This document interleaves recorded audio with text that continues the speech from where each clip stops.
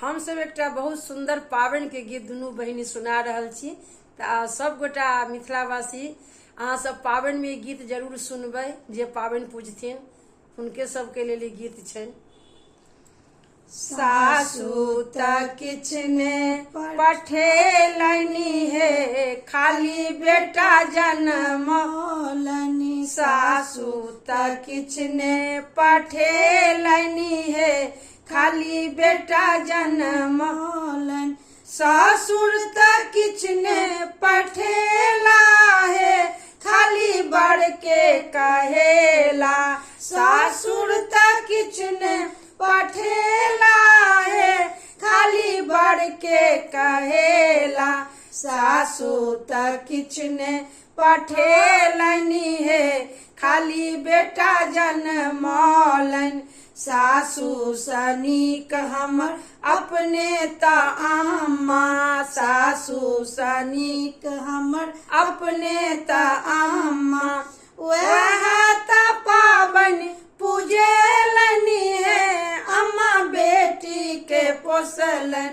वह त पावन पूजेलनि हे, अम्मा बेटी के पोसलन। सासु त किछ ने पठेलनि हे, खाली बेटा जनमौलनि। सासु त किछ ने पठेलनि हे, खाली बेटा जनमौलनि। ससुर सनीक हमर अपने त पापा, ससुर सनीक हमर अपने त पापा। वह त नोट लगेलनि हे, पापा बेटी के पोसलन। वह त नोट लगौलनि हे, पापा बेटी के पोसलन।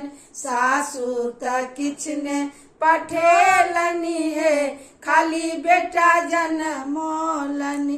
गोतनी त किछ ने पठेली हे, खाली नोट कमेली। गोतनी त किछ ने पठेली हे, खाली नोट कमेली। गोतनी सनीक हमर अपने त भाभी, गोतनी सनीक हमर अपने त भाभी।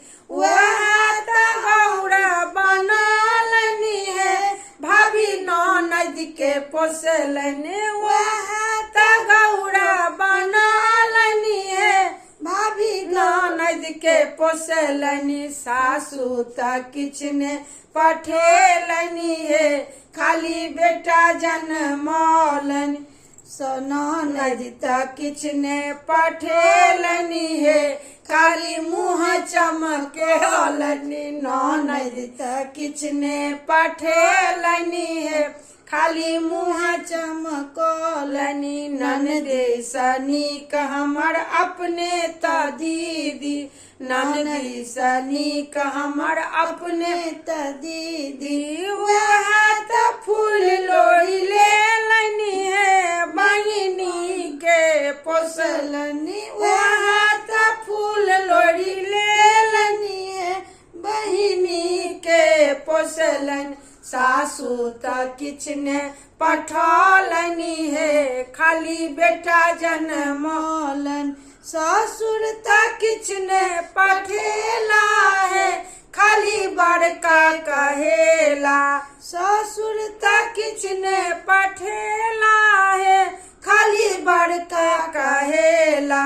सासु त किछ ने पठेलनि हे, खाली बेटा जनमौलनि। सासु त किछ ने पठेलनि हे, खाली बेटा जनमौलनि, खाली बेटा जनमौलनि, खाली बेटा जनमौलनि।